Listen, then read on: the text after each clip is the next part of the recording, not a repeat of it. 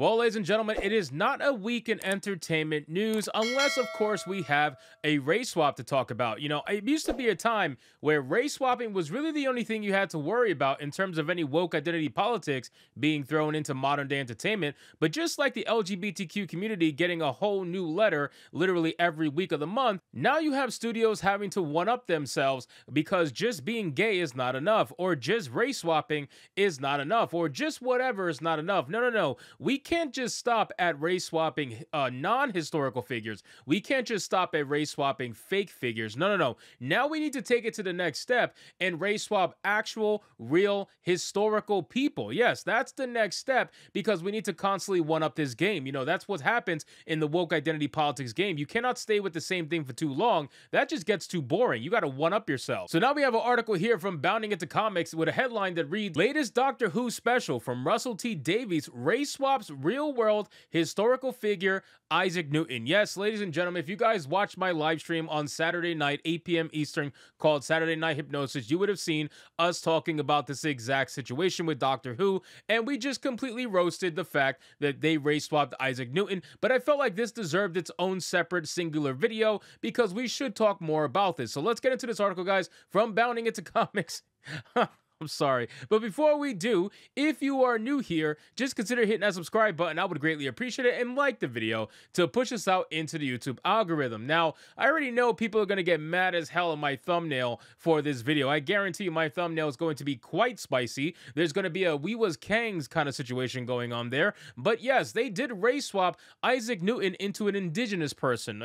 That's the proper political term to call this situation going on right now. And they're going to give you every excuse in the book as to why they did it, and they really can't, because at the end of the day their excuse used to be, well, it's a fictional character, why does it matter? Well, we found out the truth. We found out why exactly it matters to them, and that's because they were eventually going to try to race swap real people and say that this is the potential truth. They're going to try to hide the fact of the truth, and they're going to try to say, well, we don't really know if Isaac Newton was black or indigenous or white, so it's all up to interpretation. And this is what happens when they get a little bit of an inch, then they're going to take 50 miles after that. So it says, a neoliberal hits just keep rolling for Doctor Who, as after the first of returning showrunner Russell T Davies' new specials saw the series' titular protagonist raked over the coals of identity politics, the Doctor's latest outing has seen him come face to face with a race swap version of a real-world historical figure, Isaac Newton. Premiering on the BBC on December 2nd and bearing the title Wild Blue Yonder, the long-running sci-fi series' most recent adventure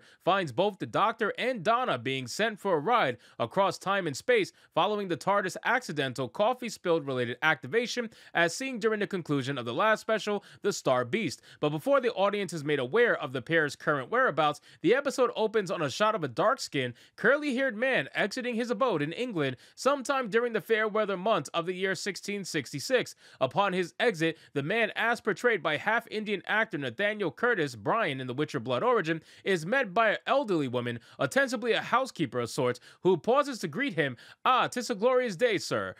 England at its finest," the as of yet unidentified man replies, before informing the woman that his plans for the day involve going to yonder apple tree, there to contemplate the mysteries of God's universe. Yes, ladies and gentlemen, you see the power dynamic has absolutely swapped here in the 1600s. You get what I'm saying? Like, this is very clearly a We Was Kangs, you know what I mean? Like, they want so desperately to say that they were involved in certain aspects of history while completely ignoring their own personal history that they should be completely proud of and they should be making movies based off of and TV shows based off of. But for some reason, nobody ever wants to do that with that sort of content. They just want to keep race swapping famous, well-known white people. They rather race swap those than make actual original stories based on, let's say, indigenous culture or even like black culture, whatever the case may be, black history, black lore, black mythology, whatever.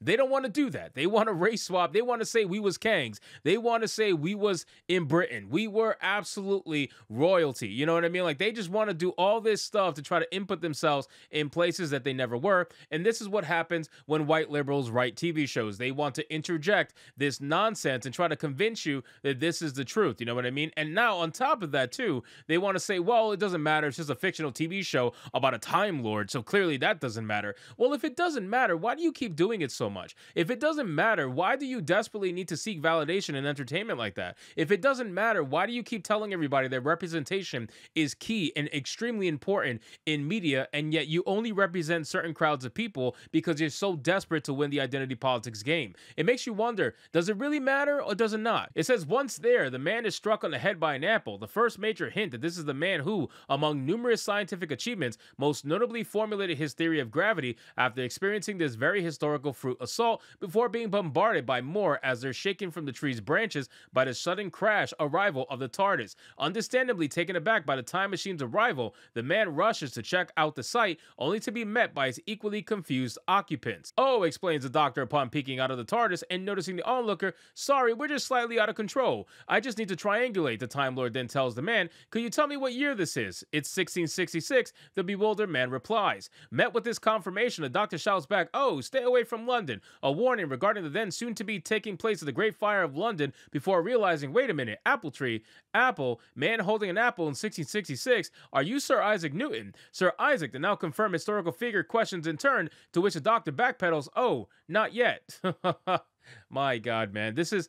Welcome to Doctor Who, man. Welcome to Doctor Who. And again, I'm not a fan of Doctor Who. Every single Doctor Who video, I always got to preface that, because you have people that are in my comments that don't watch my videos, but for some reason love to comment by simply reading the title and thumbnail. They love to say, well, you're not really a fan of Doctor Who. Doctor Who has always been woke. And I'm like, well, yeah, in every video, I always say I'm not a fan of Doctor Who. So you clearly don't watch my videos. And usually I say it in the beginning, but for those of you who stay towards the end, like in this video, I appreciate you. And now we get to make fun of those kind of people in my comments. But it says, as the Doctor returns his attentions to recalibrating the TARDIS, Donna then fills the air by playfully asserting to their new acquaintance, "But it's got to be said, Mr. Isaac Newton, that you, above all others, can appreciate the gravity of the situation." Upon the completion of her pun, the TARDIS then fires back up, whisking the Doctor and Donna away and leaving Newton standing alone in the apple orchard. Watching on as the pair departs, Newton is ultimately left to wonder on the name for his new scientific concept, asking himself, what was that delightful word? Shavity? Havity? Before ultimately deciding upon the term Mav. Though brief, Newton's appearance in Wabu Yonder will surely come across as jarring to most, if not all viewers,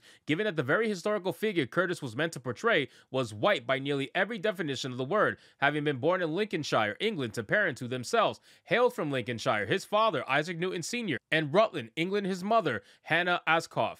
Further confusing matters is the fact that at no point in either pop culture or world history has the possibility of Newton ever been anything other than a white Englishman ever been raised. And for those of you at the end of the video, I appreciate you. Let's just say they definitely nailed it when it comes to Isaac Newton.